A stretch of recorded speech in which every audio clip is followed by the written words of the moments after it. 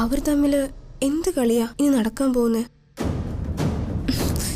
എനിക്കൊന്നും അങ്ങോട്ട് മനസ്സിലാവുന്നില്ലല്ലോ.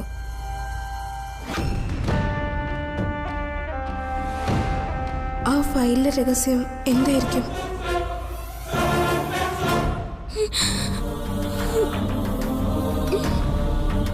ഞാൻ പറഞ്ഞല്ലോ അർച്ചന,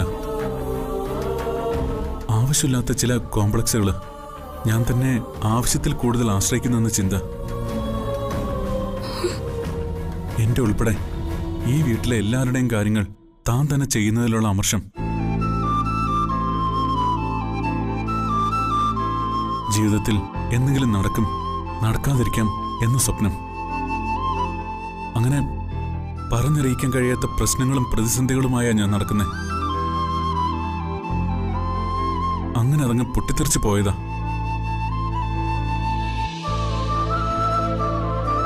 തന്നെ സന്തോഷത്തോടെ നോക്കേണ്ട ഉത്തരവാദിത്തമുള്ള ഞാൻ ഇനി മുതൽ തന്നെ സന്തോഷത്തോടെ തന്നെ നോക്കും. ഞാനിന്ന് അല്പമെങ്കിലും സന്തോഷത്തോടെ നടക്കുന്നുണ്ടെങ്കിൽ അതിന് കാരണക്കാരി താനാ. അതുകൊണ്ട് പറയുക, താനിങ്ങനെ കണ്ണു നിറഞ്ഞു നിൽക്കരുത്.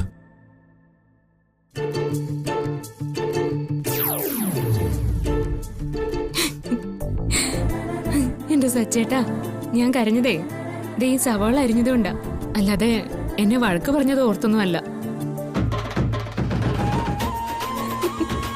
ചമ്മണ്ട വേറെ ആരും കണ്ടിട്ടൊന്നുമില്ല. ഞാനായിട്ട് ആരോടും പറയേയില്ല. അപ്പോ എന്റെ കരച്ചിലിന് വിലയുണ്ടല്ലേ? സത്യത്തില് ഇത്രയും നേരം സച്ചേട്ടൻ പറഞ്ഞതൊക്കെ കേട്ട് ഞാൻ സന്തോഷിച്ചു നിൽക്കായിരുന്നു. സവാള കൊണ്ടാണെങ്കിൽ പോലും ഇനി ഈ കണ്ണുകൾ നിറയരുതെന്ന് എനിക്ക് ആഗ്രഹമുണ്ട്. ഞാനായിട്ട് അതിനുള്ള അവസരം ഉണ്ടാക്കുകയില്ല.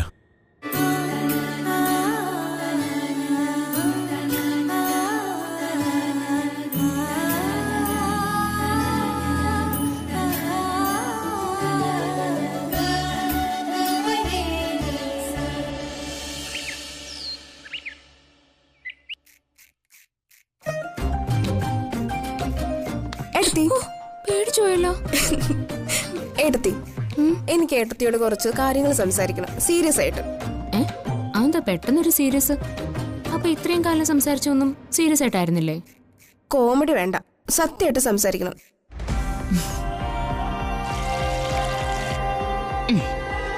എന്നാ പറഞ്ഞു, ഞാൻ സീരിയസ് ആയിട്ട് നിക്കാം. ഏട്ടത്തി അവന്തിക ഏട്ടത്തിയും കൂടെ രാവിലെ എവിടെ പോയതാ, ആരോടൊന്നും പറയാതെ? അത് ഹോസ്പിറ്റലിലേക്ക്. എന്തിനാ? ആർക്കാ അസുഖം? എടുത്തിക്കോ അതോ അവന്തിക എടുത്തിക്കോ? എനിക്ക്. എടുത്തിക്കോ? എടുത്തിക്ക് എന്താ അസുഖം? നല്ലപോലെ ഇരിക്കുവാണല്ലോ. അല്ല, നീ എന്താ പോലീസുകാർ ചോദിക്കുന്ന പോലെ ചോദ്യങ്ങൾ ചോദിക്കുന്നത്? കാര്യമുണ്ടെന്ന് കൂട്ടിക്കോ. എന്തായിരുന്നു ഏട്ടത്തിക്ക് അസുഖം? ഇടയ്ക്കിടെ ഒരു വല്ലാത്ത വയറുവേദന വരും. അത് അമ്പിളി ചേച്ചി അവന്തി എടുത്തോട് പറഞ്ഞു. അങ്ങനെ പോയതാ. സച്ചേട്ടനോട് പറഞ്ഞോ? ഇല്ല, പറഞ്ഞില്ല. സ്വന്തം ഭർത്താവിനോടല്ലേ ഇതൊക്കെ ആദ്യം പറയേണ്ടത്? ആ ഭർത്താവിനല്ലേ ഏട്ടത്തി ആദ്യം ഹോസ്പിറ്റലിൽ കൊണ്ടുപോകേണ്ട? അതല്ലേ നാട്ടു നടപ്പ്. അച്ഛനോടോ വേറെ ആരോടെങ്കിലും പറഞ്ഞോ? അത് അവന്തി എടുത്ത് പറഞ്ഞു പറയണ്ടെന്ന്, വെറുതെ എല്ലാവരും ടെൻഷൻ എടുപ്പിക്കണ്ടെന്ന്. അല്ല, അതിനിപ്പോ എന്താ പ്രശ്നം? എനിക്ക് കുഴപ്പമൊന്നുമില്ലല്ലോ. ഏത് ഹോസ്പിറ്റലാ പോയത്? അതൊന്നും അറിയില്ല, പേരൊന്നും ഞാൻ ഓർക്കുന്നില്ല. കേരള ഹോസ്പിറ്റലല്ല, അവിടെ എനിക്ക് നല്ല പരിചയമുള്ളതാ. എടത്തിക്ക് അറിയാവുന്നൊരു ഹോസ്പിറ്റലിലാണ് പോയത്. എടത്തിക്ക് അവിടുത്തെ ഡോക്ടറൊക്കെ നല്ല പരിചയമുണ്ടെന്ന്. അതിന്റെ റിപ്പോർട്ട് എവിടെ? എടുത്തിട്ട് കയ്യിലുണ്ടോ? അത് എടുത്തി വായിച്ചു നോക്കിയോ? അത് അവന്റെ എടുത്തിട്ട് കയ്യിലാ. നീ എന്താ ഇങ്ങനെയൊക്കെ ചോദിക്കുന്നത്? എന്താ സ്നേഹം?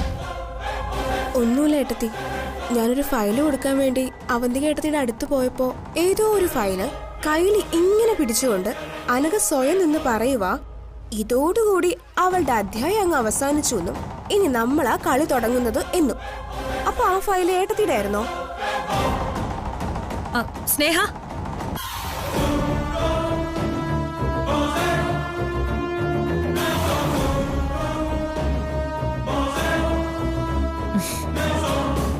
മോളെ, അർച്ചനയ്ക്ക് വയറുവേദന ഉള്ളതുകൊണ്ട് ഞാൻ കൊണ്ടുപോയി എല്ലാ ടെസ്റ്റുകളും നടത്തി ഡോക്ടറോട് സംസാരിച്ചു വന്നതാ.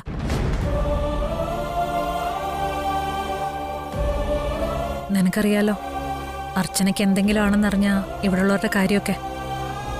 അതുകൊണ്ട് ആരോടൊന്നും പറയണ്ട. ഇപ്പോ ആരും ഒന്നും അറിയാൻ വേണ്ട. മോള് ഇതെല്ലാരോടും പറഞ്ഞ് ഇതിനെപ്പറ്റി കൂടുതൽ ചോദിച്ച് അർച്ചന വിഷമിപ്പിക്കണ്ട കേട്ടോ. മോള് ചെല്ല്, പോയി പഠിക്കേ.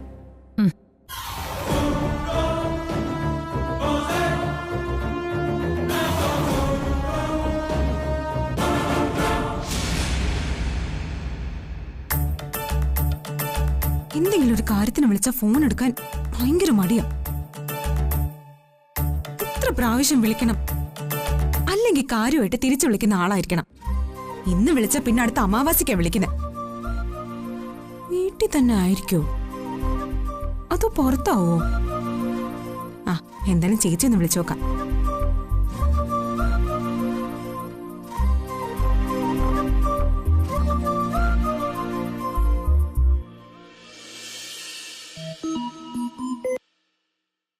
ഹലോ മോളെ. ആ വിളി മാത്രമേ ഉള്ളൂ, മോളെ ചക്കരയെന്ന്. സംസാരിക്കണമെങ്കിൽ ഞാൻ അങ്ങോട്ട് വിളിക്കണം. ഈ ഫോണിലേക്കും ഇൻകമിംഗ് കോളൊക്കെ വരുന്നതാ. അത് കൊള്ളാലോ. പുതിയ ഫോണാണോ? നിന്റെ പരിഭവം ഒന്നും ഒരിക്കലും തീരില്ലല്ലോ മോളെ. ചേച്ചിയോട് പരിഭവം പറഞ്ഞു തുടങ്ങുന്നതാ ഒരു സുഖം. അപ്പൊ ചേച്ചിയുടെ മോളെ ചക്കര എന്നുള്ള കൊഞ്ചിക്കല് കേക്കാലോ. അയ്യടി കുഞ്ചിയമ്മേ, എന്താ പരിപാടി? അതെ, നിന്നെ ഇപ്പൊ വിളിച്ചാ കിട്ടാൻ പാടാണെന്ന് അമ്മ പറയുന്നേ. നിന്റെ ഫോണിപ്പോ കൂട്ടുകാർക്ക് വേണ്ടി മാത്രം കൊടുത്തേക്കുക പോലും. അത് അമ്മയുടെ കുശുമ്പാ ചേച്ചി. അമ്മ ആരും വിളിക്കാനില്ലല്ലോ. പിന്നെന്തൊക്കെയുണ്ട് വിശേഷം? സുഖാണോ? എന്താ മോളെ, സുഖമായിട്ട് പോകുന്നു. എല്ലാവരും ഓരോരുത്തരുടെ കാര്യങ്ങളിൽ എൻഗേജ്ഡ്. അങ്കിൾ എവിടെ? ചേച്ചി മരുന്നൊക്കെ കൊടുത്തായിരുന്നോ? അതൊക്കെ എപ്പോഴേ. അച്ഛനിപ്പോ പുരാണ ഗ്രന്ഥങ്ങൾ വായിക്കായിരിക്കും. അവന്തിയോ? എടുത്തി കുറെ കമ്പനി കണക്കുകളായിട്ടെ എവിടെയെങ്കിലും നോക്കിക്കൊണ്ടിരിപ്പുണ്ടാവും. പിന്നെ സ്നേഹയുടെ പഠനമൊക്കെ എങ്ങനെ പോകുന്നു ചേച്ചി? അവളുടെ ഭാഗ്യം. അതെന്താ അങ്ങനെ? ചേച്ചിയുടെ സഹായം ഉണ്ടല്ലോ, അതുകൊണ്ട് ഞാൻ പെട്ടു. തോറ്റുപോയാലും എന്നെ ഒന്നും പറഞ്ഞേക്കരുത്. കൊല്ലും നിന്നെ ഞാൻ. ഇനി അച്ഛന്റെ ആകെ പ്രതീക്ഷ നിന്നില്ല. നീ കോഴ്സ് കഴിഞ്ഞിട്ട് വേണം എവിടെയെങ്കിലും ചേർന്ന് കുടുംബത്തെ സഹായിക്കാനെന്നാ അച്ഛൻ പറയുന്നത്. ഓ, അപ്പൊ എന്നെ കറക്കാനുള്ള പദ്ധതിയാണ് മാഷിനും കമലിക്കും അല്ലേ? വേറെ കറവ് പശുക്കളില്ലല്ലോ മോളെ. ആയിക്കോട്ടെ ആയിക്കോട്ടെ. പിന്നെ ബാക്കിയുള്ളവരൊക്കെ എവിടെ പോയി ചേച്ചി? അവിടെ എവിടെയെങ്കിലും ഒക്കെ കാണും. അച്ഛനും അമ്മയൊക്കെ എന്ത് പറയുന്നു മോളെ? ആവണിക്കുട്ടിയോ? ഒന്ന് വീഡിയോ കോള് വിളിക്കടി. ഒന്ന് വീഡിയോ കോള് വിളിക്കടി മോളെ. ഇപ്പൊ വിളിക്കാം, കാത്തിരുന്നോ. Hello hello. വീഡിയോ കോള് വിളിക്കാൻ പറഞ്ഞിട്ട് ഇവിടുത്തെ എവിടെ പോയി? ഞാൻ എന്തൊക്കെ ചോദിച്ചു, എല്ലാവരുടെ വിശേഷവും പറഞ്ഞു. സന്ദീപിന്റെ കാര്യം കൂടെ പറഞ്ഞാലെന്താ? അതെ, മാഷിന്റെ മോള് മിമിക്രിയും തുടങ്ങി കേട്ടോ. അതും ഒരു കലയാണല്ലോ അല്ലേ മോളെ? വൈകാതെ ഇവളെ വല്ല കൗൺസിലിങ്ങിനും കൊണ്ടുപോകേണ്ടി വരും. എന്തിന്? അതെ, ഈ ഫോണോമാനിയോ അങ്ങനെ എന്തോ പറയൂല്ലോ, ചാവും പകൽ ഈ ഫോണിൽ കുത്തിക്കൊണ്ടിരിക്കുന്നതിന്. ഇത് നിന്റെ പ്രായത്തിന്റെ കുഴപ്പമാ. നിനക്ക് മാത്രമല്ല, ലോകത്തിലെ എല്ലാ അമ്മമാർക്കും ഈ പ്രായത്തിൽ വരുന്ന ഒരസുഖ. മക്കളെ, പ്രത്യേകിച്ച് പെൺമക്കളെ വെറുതെ കുറ്റം പറയും. കൗൺസിലിംഗ് മോക്കല്ല വേണ്ടത്, അമ്മയ്ക്ക.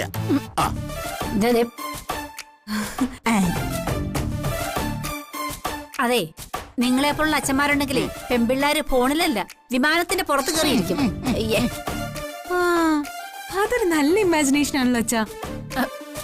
നല്ലൊരു പരസ്യ കണ്ടന്റാ അല്ലേ? വേണമെങ്കിൽ വല്ലതും വന്ന് കഴിക്കേ. അല്ല, ഇനി അതും വേണ്ടേ? അയ്യോ, എന്നാലല്ലേ ഉറക്കൊഴിക്കാൻ പറ്റുള്ളൂ.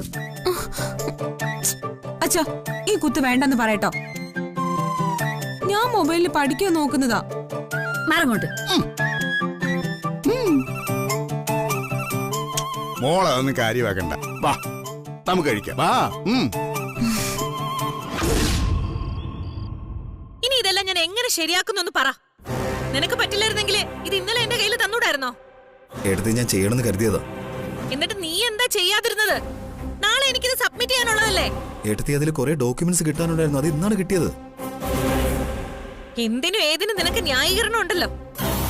ഈ ന്യായീകരണം എനിക്ക് അവിടെ ചെന്ന് പറയാൻ പറ്റില്ലല്ലോ. എന്താ എടുത്തി പ്രശ്നം? നാളെ രാവിലെ 11 മണിക്ക് മുമ്പ് സബ്മിറ്റ് ചെയ്യേണ്ട എഗ്രിമെന്റ് ഇത്. ഇല്ലെങ്കിൽ പ്രോജക്റ്റ് കയ്യിൽ നിന്ന് പോവും. അത് പറഞ്ഞ ഞാൻ സന്ദീപിനെ ഏൽപ്പിച്ചത്. എന്നിട്ടിപ്പോ ഇനിയും ഡോക്യുമെന്റ്സ് കിട്ടാനുണ്ട് പോലും. എനിക്കറിയില്ല എന്താവുന്ന്. എടുത്തി നാളെ രാവിലെ 11 മണി വരെ സമയമില്ലേ? അതിനുള്ളിൽ നമുക്ക് ഡ്രാഫ്റ്റ് ചെയ്യാം. ഓൾറെഡി ഉള്ള മാറ്ററല്ലേ, ഡോൺ വറി.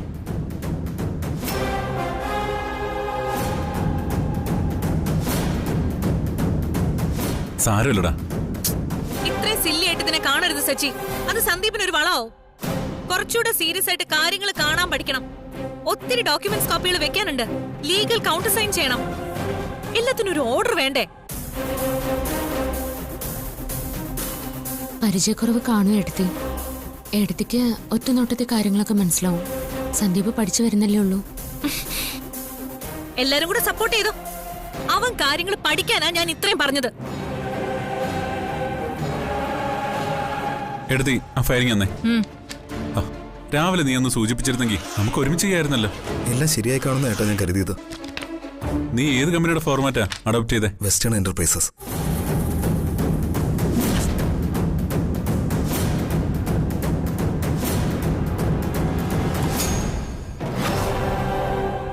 ആ കമ്പനിയുടെ ഫോർമാറ്റ് ആരാ നിന്നോട് അഡാപ്റ്റ് ചെയ്യാൻ പറഞ്ഞേ?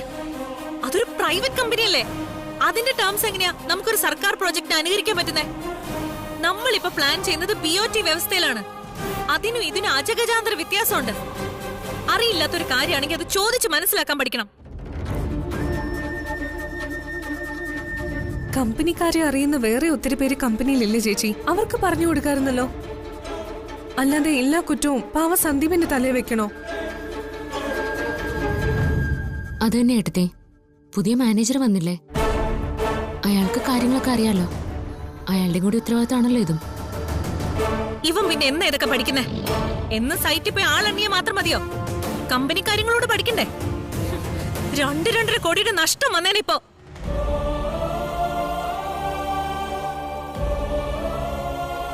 സോറി എടുത്തി. I am really sorry. Sandeep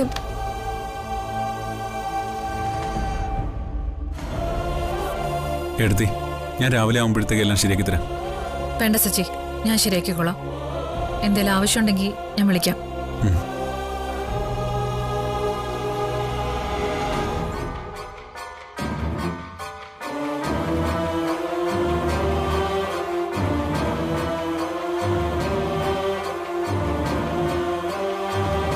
എന്നാലും എല്ലാവരുടെയും മുന്നിൽ വെച്ച് സന്ദീപിന് ഇങ്ങനെ വഴക്ക് പറഞ്ഞു ശരിയായില്ല ചേച്ചി. നിനക്കെന്താ നൊന്തോ? നൊന്തു. ആ പാവം ഒന്നും മിണ്ടാതെ തലയും താഴ്ത്തി നിൽക്കുന്ന കണ്ടപ്പോ കഷ്ടം തോന്നി. അങ്ങനെ നിൽക്കണം നെല്ലിശ്ശേരിയിലെ സകലരും എന്റെ മുന്നിൽ. ഏട്ടത്തിന്റെ കയ്യിൽ നിന്ന് വെറുതെ വാങ്ങിക്കൂട്ടി. അതില് സങ്കടമില്ല. ഏട്ടത്തി നോക്കിയില്ലായിരുന്നെങ്കിൽ എന്താവുമായിരുന്നു അവസ്ഥ. എന്നാലോ മാനേജർ ശ്വേതയും പല പ്രാവശ്യം ഡോക്യുമെന്റ് ചോദിച്ചിട്ടും തന്നില്ലല്ലോ. മാനേജറോട് തന്നെ ചോദിക്കാം. ഇനി അയാൾ എന്താ പറയുന്ന ആര് കണ്ടു? ഈ വെസ്റ്റേൺ എന്റർപ്രൈസിന് എന്താ കുഴപ്പം? ആദ്യമായിട്ട് ആ കമ്പനി വഴിയാ ഞാൻ ഇൻഡയറക്റ്റ് ആയിട്ട് പണം സമ്പാദിച്ചു തുടങ്ങിയത്. പിന്നെ അവരുടെ ഡീൽ എനിക്ക് ഉപകാരമില്ലാതെ വന്നപ്പോ ഞാൻ അവരെ ഉപേക്ഷിച്ചതാ. ബെനിഫിറ്റ് ഉള്ളിടത്ത് മാത്രമേ അവന്തികയുടെ കയ്യൊപ്പ് പതിയൂ. അവിടുത്തെ ബാക്കി എല്ലാരെ കുറിച്ച് ചേച്ചി പറഞ്ഞല്ലോ. സന്ദീപിനെ കുറിച്ച് മാത്രം എന്താണ് അവ ഒന്നും പറയാതിരുന്നത്? എനിക്ക് നേരിട്ട് സന്ദീപിന്റെ പേര് ചോദിച്ച് എങ്ങനെയുണ്ടെന്ന് ചോദിക്കാൻ പറ്റില്ലല്ലോ.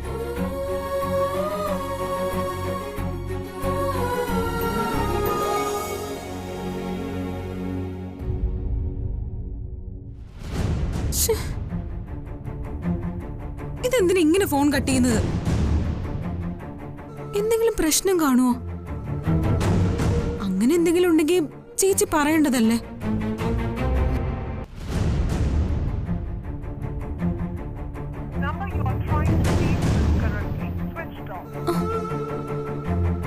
ഫോൺ സ്വിച്ച് ഓഫ് ആക്കിയല്ലോ. ഇനിയിപ്പോ എന്റെ ശല്യം ഒഴിവാക്കാൻ വേണ്ടി സ്വിച്ച് ഓഫ് ആക്കിയതായിരിക്കോ? എന്തൊക്കെ പ്രശ്നങ്ങളാ. സ്വസ്ഥത പോയി കിട്ടി. ഫോൺ പോലും സ്വിച്ച് ഓഫ് ആക്കി വെക്കേണ്ട അവസ്ഥയാ. എനിക്ക് എന്തോ കാര്യമായി സംഭവിക്കുന്നുണ്ട്. സന്ദീപിനെ വിളിച്ചിട്ട് കിട്ടാത്തതിന് ഞാൻ എന്തിനാ ഇത്രയും വെപ്രാളം കാണിക്കുന്നത്? എന്നാലും എന്റെ നല്ലൊരു കൂട്ടുകാരനല്ലേ, എന്താ സംഭവിച്ചെന്ന് അറിയാനുള്ള അവകാശം എനിക്കുണ്ട്. ഇനി ബാറ്ററി തീർന്ന് ഓഫായി പോയതാണോ? ഒന്നുകൂടി വിളിച്ചു നോക്കാം.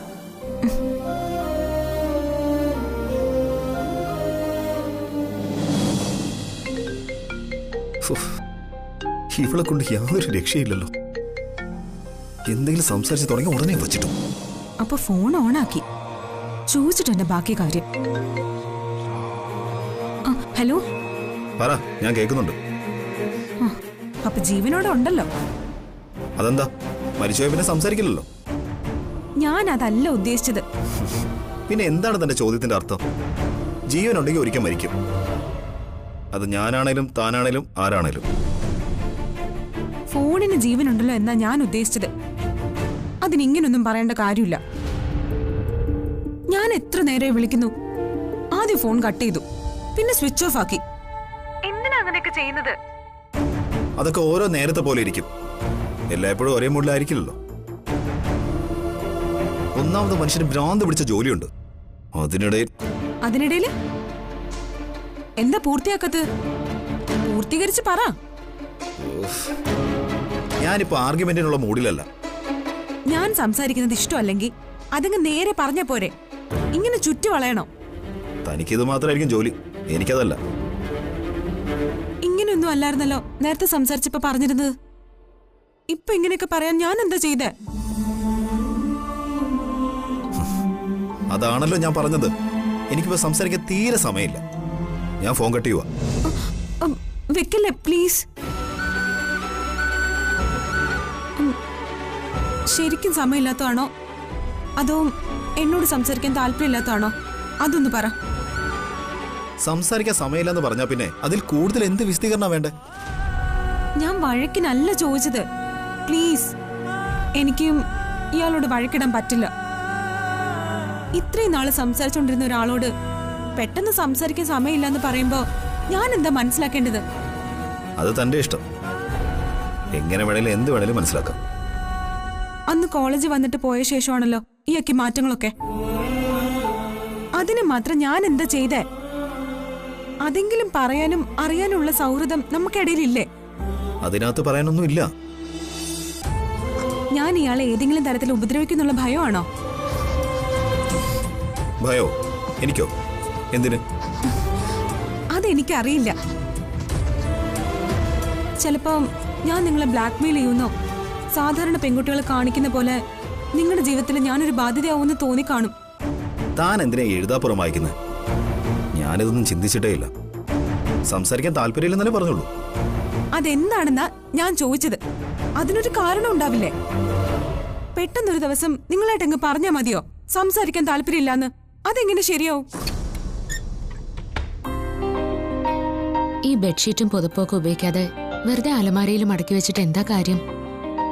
എത്ര അങ്ങനെ ഇരിക്കുന്നെ? വല്ല പാവങ്ങൾക്കും എടുത്തു കൊടുത്താൽ പുണ്യം കിട്ടും.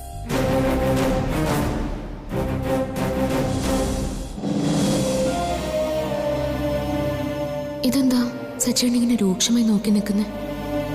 എന്തോ ഇഷ്ടപ്പെടാത്ത മട്ടാണല്ലോ.